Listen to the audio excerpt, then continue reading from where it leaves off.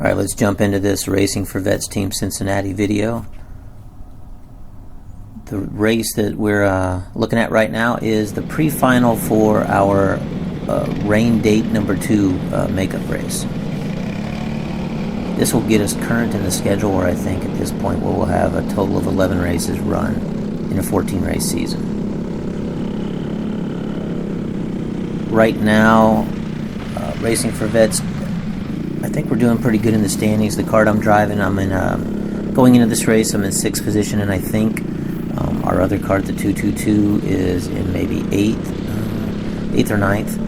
And then we have another kart a little further down the standings that we haven't had a driver in the whole season. So, as you can see, when we pulled out of the staging area, we went to the left instead of the right, which is not what we typically do. So we're running this track in reverse. It's the 2A configuration, which has all of the sharpest turns in it. I qualified 5th, but I was probably a half second behind the 4th place qualifier, and the 32 in front of me, I think he was a full second faster than me. And the other 2 guys in front of him, 1 and 2, were considerably faster. A few of them went out on new tires. I haven't run a single lap on brand new tires yet this season, so maybe the first race, I can't remember, but I don't think I did. Maybe I need to. Anyways, take off, I'm in 5th, but the outside lane gets a pretty good run, so the 6th place guy is already in front of me, and the guy who started 8th, he's going to come up on the side. We're on the inside. As you can see, this is a pretty sharp turn, and not a lot of room for anybody on the inside, so 32 backed off a little bit. I felt, I stayed behind him, and we went on through, but I am probably in 7th place right now, maybe 8th place. And we're coming around on the 2nd lap, and it's weird with the start line. I mean, this is actually still the first lap. The other lap was out, the warm-up lap.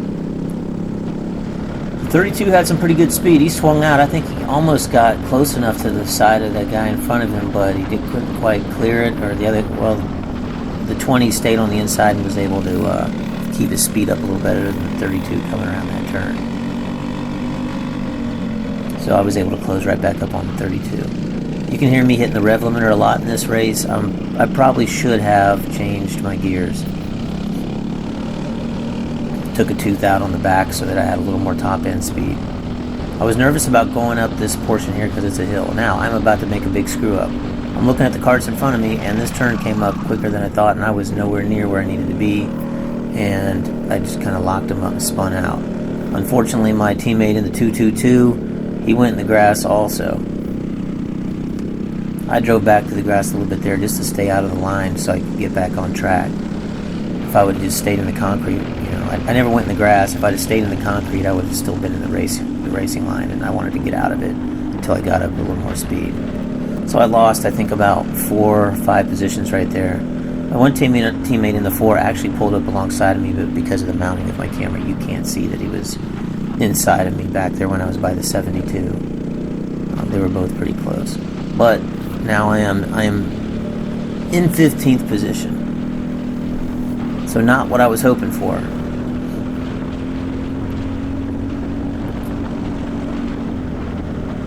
That uphill, like I said, that the gear that I had, it pulls pretty good up that hill, but through all these portions here, and right, as I approach the hard right-hander up here at the end of this long straightaway, I'm hitting the rev limiter really early. And it's just, it's decreasing, my speed. I should be able to go a little bit faster. And just, one tidbit for, some of you folks out there that maybe are starting, when you go out on your practices, it's always good to try to get a few laps in where you don't have any traffic around you, just so you can get an idea of how fast your kart really is time-wise. Most of our races, and I think all of the races closing out the rest of our season, there's going to be qualifying, and qualifying is always a time-based ranking, so you need to be as fast as you can be during qualifying so that you can start towards the front. We're not doing any P-picks, so there's, if you're fast, you want to start towards the front. You don't want to have to try to pass, because passing isn't always easy in these karts, so the more people behind you at the start, the better. Anyways, I did not get any full out no traffic practice laps in prior to the qualifying. I still did pretty good on the qualifying, but I would have maybe made a change before qualifying just to see how it would have worked out if I'd have known really where I was. Because when I was, during practice, everybody I was around, I was catching, and I won't say it was easy, but I could catch up with them pretty quick. So I caught up to the 007. I'm going to go around him on the left. I'm going to be kind of safe and drive through that grass right there just in case he doesn't know that I'm there.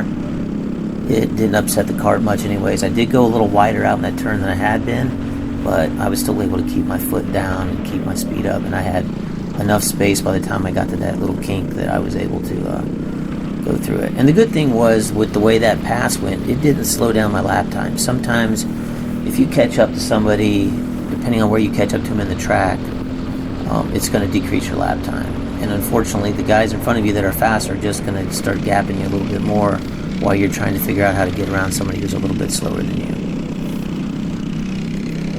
The 31, she's doing pretty good. She exited out of there pretty good, and I have to try to catch back up to her by the end of the straightaway.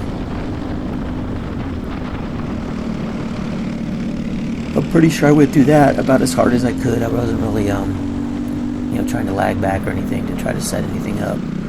And I was hoping I could get close enough, or further enough, far enough and alongside of her that she'd give me the position, since I was there and I was on the inside. But I just didn't make it. But I'm on her tight right here. I'm able to swing around over here. I thought maybe I was going to be able to squeeze by on the right if she gave me the room over there, but she was going to stay outside, so I had to swing back real quick to the inside, and I was able to get up under her leading into that turn. And by now, after I did my spin out on the second lap, I'm very conscious of the fact that I need to be paying attention so that I don't go barrel into that little chicane out of position. So now the laps are winding down. I'm hoping that I can catch up to my buddy up there in front of me in the 21, I think his number is. I can't really see it right now. Because when I was approaching them before, they were a little tighter together, but as I was passing each of those other karts, the gap opened up, so he got a bigger distance on me. And I did talk to him after the race, and he said he was having some fuel pickup issues. And hopefully we can get that, or he can get that sorted out by our next race.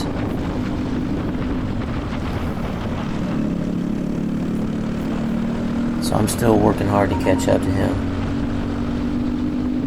But he's driving a good line. I'm able to zoom up on him through this little zigzag there.